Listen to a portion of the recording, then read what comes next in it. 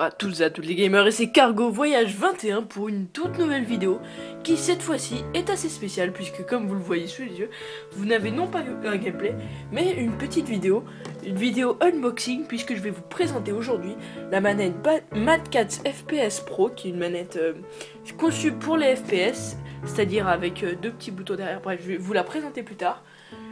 Cette manette ne coûte seulement que 35 €. Je l'ai obtenue il y a assez peu de temps et là j'ai décidé de vous la présenter. Alors déjà le coffret avec lequel est vendue la boîte, le packaging si je pourrais appeler ça comme ça, bon, on peut voir qu'il est assez joli. Bon, c'est une explication. Il est assez bien présenté. On peut déjà voir un peu la forme de la manette et attendez, excusez-moi, je vais prendre, voilà, ma petite. J'espère que ça ne vous dérange pas trop, j'espère que la qualité est plutôt bonne. Donc voilà, oula, excusez-moi, mon doigt est passé devant. Vous pouvez voir la boîte, je vais la faire tourner. Hop, la boîte avec la manette. Et voilà, alors de suite, je vais vous montrer la manette, puisque je l'ai déjà retirée de sa boîte, donc je l'ai déjà utilisée, je l'ai testée pour vous. De suite, la manette. Alors la manette que voici. La manette avec justement, comme vous le voyez là, deux boutons de combat, combat 2 et combat 1. Voilà, cette manette assez jolie, esthétiquement parlant, et je vais vous la présenter un petit peu plus en détail. Alors, comme vous pouvez le voir, les joysticks sont creux, un peu comme sont incurvés, un petit peu comme la Xbox 360. Bon, alors c'est une habitude à prendre, c'est la prise en main. C'est ce qui fait surtout la prise en main de cette manette un peu compliquée au début, question d'habitude. Donc voilà.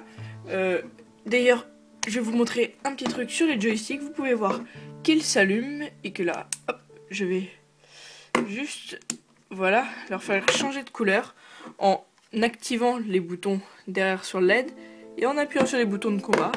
Alors, hop, vous pouvez voir que celui de gauche la change de côté et, oups, excusez-moi, celui de droite change à son tour de couleur. Voilà, il y en a assez peu, c'est juste un petit peu de fun, un petit peu de folie, j'ai envie de dire, dans leur manette, c'est assez sympathique. Alors, les joysticks, qu'est-ce que je pourrais dire dessus? Bah, ils sont incurvés, ce qui, a tendance à être difficile, ça peut rendre un peu plus difficile la mise en main au début, mais je dois dire qu'ils sont extrêmement sensibles, enfin, qui sont très sensibles, alors du coup, vous serez donc plus précis pour votre shoot, hein, puisque je parle bien évidemment d'une manette de FPS et qui n'est pas spécialement conçue pour les jeux comme FIFA ou NBA. Voilà. Alors, les gâchettes désormais. Alors en fait, les gâchettes sont des quick fire. Non pas des rapid fire, je vais vous expliquer de suite ce que c'est des quick fire. En fait, c'est que votre doigt arrive plus rapidement à l'action de tir, c'est-à-dire que en fait, le temps que vous appuyez sur la gâchette et le temps que la balle met à partir, enfin, je sais pas si vous m'avez bien compris, mais voilà, en fait, les gâchettes sont rétrécies, ces gâchettes-là, les gâchettes de tir bien évidemment, sont rétrécies afin que vos doigts soient, hop, enfin, vous tirez donc plus rapidement avec une folle ou, enfin, vous ne tirerez pas plus rapidement, mais ce sera plus facile pour vous, enfin, d'avoir une rapidité avec le doigt, voilà. Alors les gâchettes, bon, elles sont agréables, c'est deux petites gâchettes, R1, R2. Je dois dire que oui, par contre, elles sont les gâchettes Quickfire, bon, en fait, faut les actionner au bon endroit. Si on les actionne un peu trop à gauche ou un peu trop à droite, et ben elles ont un peu tendance à pas s'actionner. Bon, ça, je trouve ça un peu dommage, mais pour une manette à seulement 35 €, je trouve ça déjà plutôt pas mal. Alors désormais, je vais vous parler du confort de cette manette avec ces deux grips là à droite, ce grip là à droite et à gauche. Alors ils sont, voilà, c'est des grips un peu durs, hein, ce n'est pas non plus du béton, mais c'est un peu dur, mais ils sont bien puisque tiens, je vais rallumer les LED, allez hop, puisque ça vous empêche de transpirer, enfin, la transpiration est aspirée par le grip, ce qui ce qui vous empêche de transpirer sur cette manette, et c'est vraiment très agréable parce que combien de fois moi avec une manette PS3 classique j'en viens à m'essuyer sur le pantalon. Là, plus beaucoup de batterie. Attendez, petite ellipse. Enfin non. Voilà. On se retrouve, hein, juste mon téléphone qui est mon appareil pour filmer avait un petit souci de batterie. Alors j'en étais aux grippes. Voilà, les grippes qui sont très agréables pour le jeu, je dois dire. Alors désormais, je vais vous parler des deux boutons d'action qui se situent derrière la manette. Alors, il y a possibilité de mettre un bouton d'action, qui est le bouton d'action droit, sur triangle. Oula, si je filme bien, ça marchera mieux. Hop. Excusez-moi, la qualité, je sais pas pourquoi. Voilà, sur triangle, carré ou R3. Ce bouton-ci, voilà. Et ce bouton, on a la possibilité de le mettre sur croix, sur rond ou sur L3. Alors, je tiens à préciser que... Voilà. Hop. Excusez-moi, j'ai des petits problèmes de caméra. Que ces boutons sont pas forcément placés au meilleur endroit. Alors, ce que je pourrais vous conseiller pour ces boutons, en fait, c'est... Vous voyez, il y a deux vis qui sont... Oh là, excusez-moi, un peu de la qualité. Qui sont ici et ici.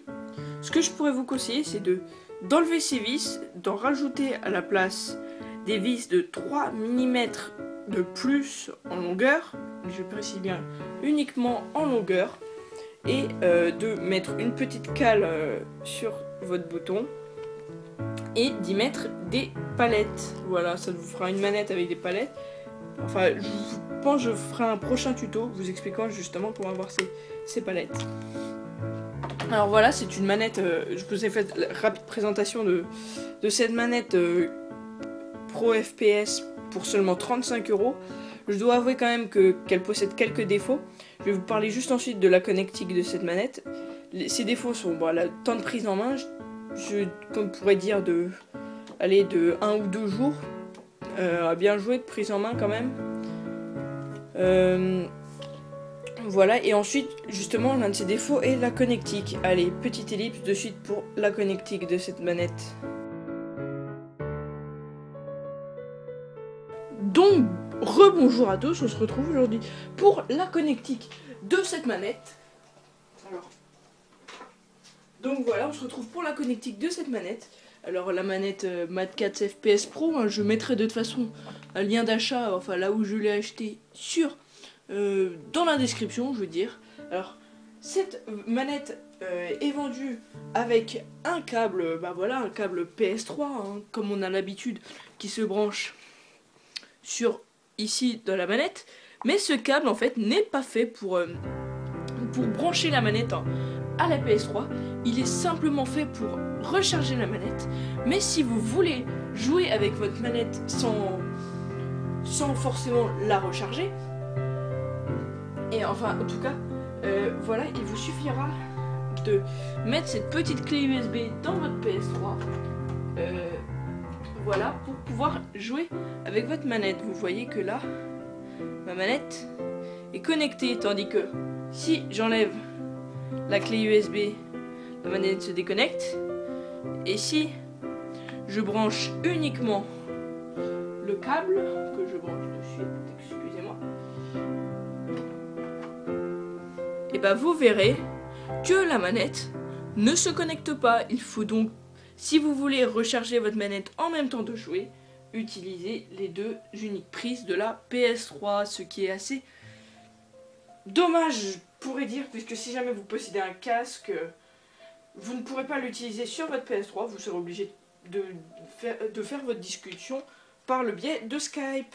Donc voilà, le petit unboxing de cette manette est terminé. Alors j'espère qu'il vous aura plu, hein. Vous pouvez toujours acheter cette manette, franchement, pour son prix, je vous la conseille. Elle a été à tester, je connais quelqu'un qui possède cette manette. Il a eu beaucoup de mal quand même à s'y adapter. Moi je me suis adapté franchement, je me suis bien adapté maintenant.